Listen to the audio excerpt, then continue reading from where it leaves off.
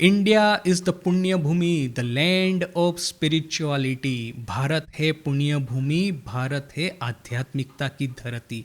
और यहाँ पे देखिए ये एआई का जो पावर जो है ना, देखिए यह जो सिंपल सेंटेंस है वो क्या है कि एआई का कंपोजिशन है, और वो जो कोटेशन के भीतर में है वो डायरेक्ट स्वामी जी का ये सेंटेंस है। स्वामी जी के जितने भी सेंटेंस हैं वो कोटेशन में रखे हैं, और इसने जो समराइज करके पॉइंट्स दिए हैं वो एआई के हैं। तो यह जो ब्लैक लेटर में जो सेंटेंस है वो एआई ने कंपोज किया है, समराइज किया है स्वामी जी के आइडियाज़ को, और उसको माने इसको ऑथेंटिकेट करने के लिए स्वामी जी का एक कोट उसके नीचे में रख दिया है। क्या है स्वामी जी का quote? If there is any land on this earth that can lay claim to be the blessed punya bhumi, it is India. यदि इस पृथ्वी के ऊपर में ऐसा कोई देश होगा जो कि एक पवित्र पुण्य भूमि कहने का वो एक दावा करता है, कर सकता है, तो वो भारत ही है। Hence have started the founders of religion। Bharat में से ही तो ये धर्म के प्रचारक निकले हैं।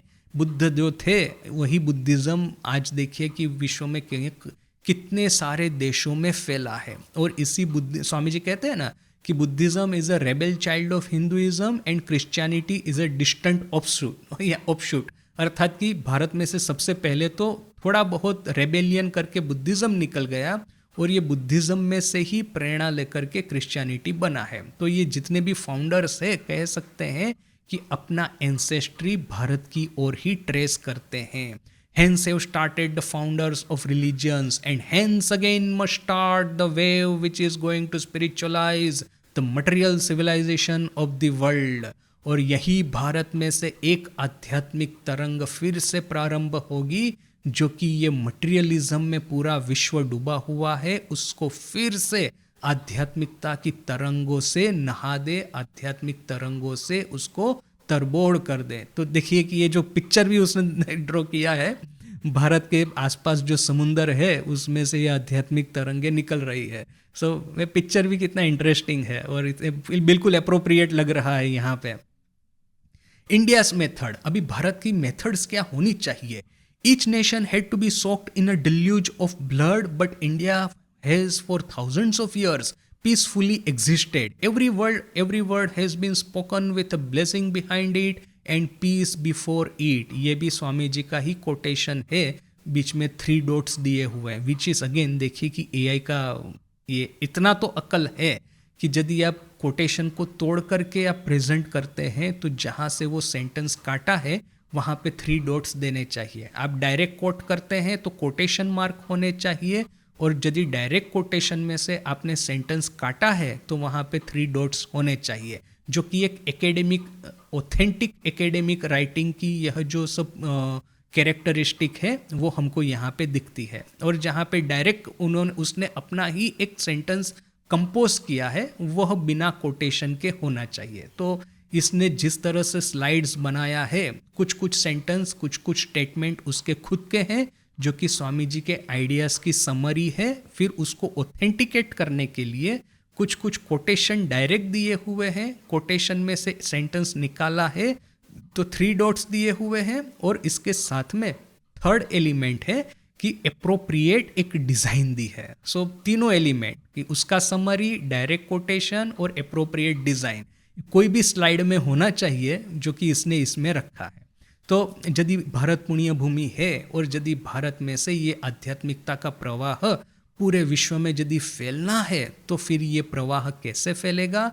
तो स्वामी जी कहते हैं कि एक तो वेस्टर्न कंट्रीज है जिसने कि पूरे जगत पे जब आक्रमण किया, पूरे जगत के ऊपर में राज करना चाहा, तो किस तरह से किया? अलेक्जेंडर से चालू करके देखिए ईस्ट इंडिया कंपनी तक, जहाँ जहाँ पे भी गए खून की नदियाँ उन्होंने बहाई है, लोकल कल्चर को तहस नहस कर दिया है, जो स्थानिक लोग हैं उनका कत्ले आम किया है, उनका शोषण किया है। जबकि भारत को देखिए हजारों साल से भारतीय आध्यात्मिकता, भारतीय साहित्य, भारतीय संस्कृति विश्व में फैलती रही है, किंतु प्रत्येक ये जो तरंग भारत में से निकलती है उसके पीछे आशीर्वाद को छोड़ करके, पीछे में आशीर्वाद है, आगे शांति है। ये पीस एंड ब्लेसिंग्स प्रत्येक तरंग के साथ में जुड़ा हुआ है। आज साउथ ईस्ट एशिया जाएंगे, देखेंगे कि रामायण के कितने ही नाटक है वो वहाँ पे वे लोग प्ले करते हैं।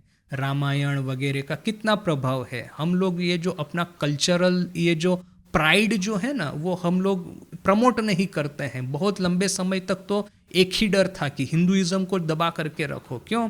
हिंदुओं को ऊपर में आने देंगे, ये हिंदू धर्म हिंदू संस्कृति का प्रचार करेंगे तो फिर ये हम लोग इलेक्शन हार जाएंगे। इस तरह का एक झूठ मूठ का सेक्युलरिज्म बोल करके ये विदेश में हिंदू संस्कृति जो ऑलरेडी बैठी हुई है उसको भी हम प्रमोट नहीं कर रहे थे। तो यह सब पागलपन हमने किया है अपने इतिहास में।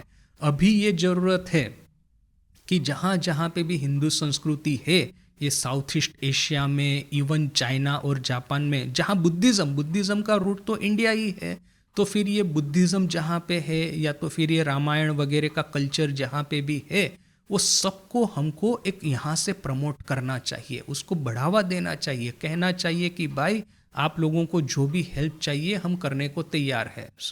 और इसमें कोई सिनिसिज्म नहीं है, उन लोगों का शोषण करके अपने को बेनिफिट हो जाए वो भाव नहीं है। ये तो हजारों सालों से स्वामी जी ने पहले ही कह दिया है।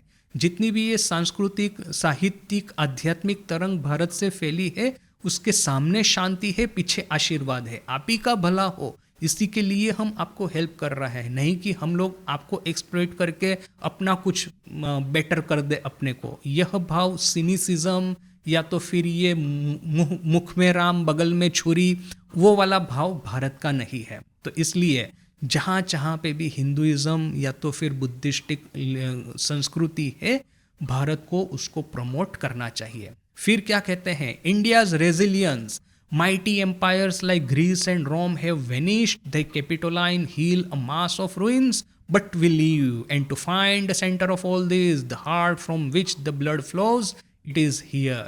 देखिए फिर से स्वामी जी कंपेयर करते हैं यूरोप को और भारत को। यूरोप ने खास अब जैसे एंशियंट यूरोप है, उसने लोगों पे उसने फैला, अपने को एक्सपांड करने के लिए मिलिट्री का सहारा लिया। अब जैसे कि ये एलेक्जेंडर है ना, एलेक्जेंडर द ग्रेट उसको कहते हैं। क्यों ग्रेट कहते हैं? क्योंकि उसने बहुत लोगों की कत्लेआम की थी। ये उनका कॉन्सेप्ट है कि उसको ग्रेट कहना है।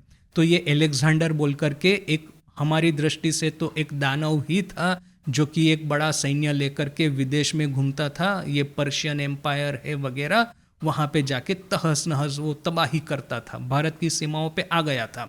और फिर ये वहाँ के और इवन हमारे भी इतिहास क्या क्या कहते हैं कि भारत में आके वो आगे नहीं बढ़ा क्योंकि उसका जो सैन्य है उनको घर की बहुत याद आ रही थी, बोल करके वो घर जाना चाहते हैं। ऐसा नहीं कहेंगे कि यहाँ पे आकर के उसकी पिटाई हुई थी बोल करके वो वापस भागा है। तो हिस्ट्री को किस तरह से इवन हम लोग भी इस तरह से ट्विस्ट करते हैं। तो जो भी है वही एक एलेक्जेंडर है जहाँ पे, और उसने एक इतना बड़ा साम्राज्य बनाया, किंतु आज देखिए कि उस साम्राज्य का केंद्र बिंदु कैपिटोलाइन हिल, यानी कि आज का हम साउथ ब्लॉक ना कि पीएम ऑफिस कहेंगे, अमेरिका का ये व्हाइट हाउस ना कि कैपिटोल हिल कहेंगे, तो मैंने जहाँ पे सत्ता का केंद्र है। तो उस समय जो सत्ता का, संस्कृति का केंद्र था ये ग्रीस, देखिए कि वहाँ पे मकड़ी जो है अपना जाल बना रही है। अभी ये बात स्वामी जी के समय में थी, उस समय ग्रीस की हालत बहुत ख़राब थी। अभी ये यूरोप जो है एटलीस्ट फिर से प्रोस्पेरस हुआ है, और ये जो कैपिटोलाइन हिल वगैरह टूरिस्ट प्लेस कहे जाते हैं बोल करके काफ़ी मेंटेनेंस होता है। तो आज आपको वो मकड़ी का जाल नहीं दिखेगा, किंतु एटलीस्ट उस समय था। स्वामी जी जो बेसिकली कहना चाहते थे, बात यह नहीं कि लेक ऑफ मेंटेनेंस को पॉइंट आउट कर रहे हैं। स्वामी जी कह रहे हैं कि उसका जो कल्चरल और एक कहेंगे कि ये फिलोसॉफिकल रिलेवेंस था वो खत्म हो गया है।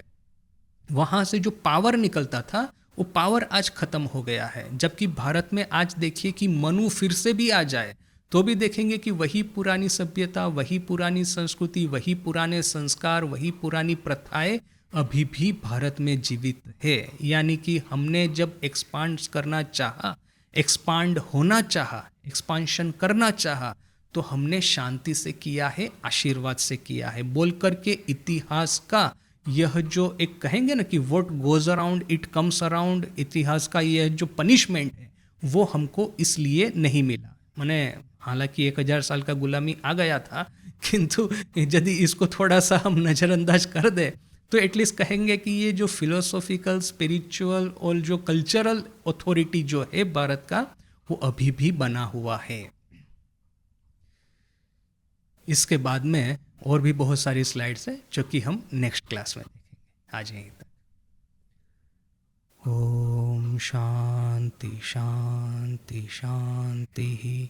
हरि ओम तत्सत। श्री राम कृष्णार्पणमस्तु।